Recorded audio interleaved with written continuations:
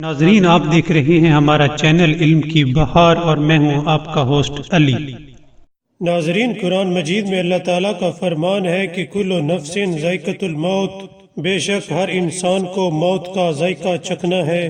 پیغمبر اکرم صلی اللہ علیہ وآلہ وسلم نے فرمایا کہ قبر دن میں 5 بار انسان کو پکارتی ہے۔ قبر پہلی صدا دے کر کہتی ہے کہ میں تنہائیوں کا گھر ہوں، اے انسان اپنے ساتھ مددگار لے کر آنا۔ قبر دوسری صدا دیتی ہے کہ میں تاریک گھر ہوں، میرے پاس چراغ لے کر آنا۔ قبر تیسری صدا دیتی ہے کہ اے انسان میں مٹی کا گھر ہوں، اپنے ساتھ بستر لے کر آنا۔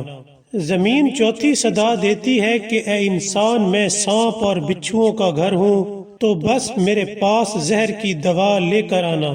قبر پانچویں صدا دیتی ہے کہ اے انسان میں بھوک اور پیاس کا گھر ہوں، میری طرف خزانہ لے کر آنا۔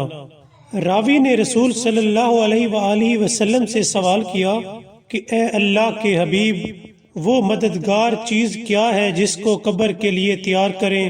پیغمبر نے فرمایا، قرآن مجید کی تلاوت۔ راوی نے پوچھا کہ اے اللہ کے حبیب، وہ چراغ جو قبر کے لیے تیار کریں وہ کیا ہے؟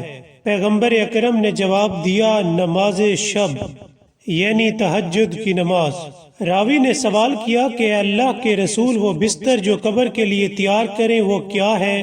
پیغمبر اکرم نے جواب دیا، عمل صالح، یعنی نیک عمل۔ راوی نے سوال کیا کہ اے پیغمبر خدا، قبر میں زہر کی دوا کیا چیز ہے؟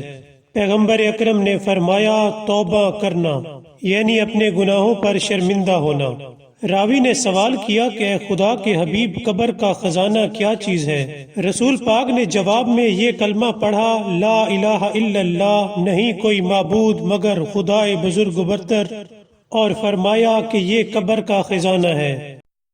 ناظرین، اگر آپ کو ہماری ویڈیو پسند آئی ہو تو سبسکرائب کرنا مت بھولیے گا۔ Thank you.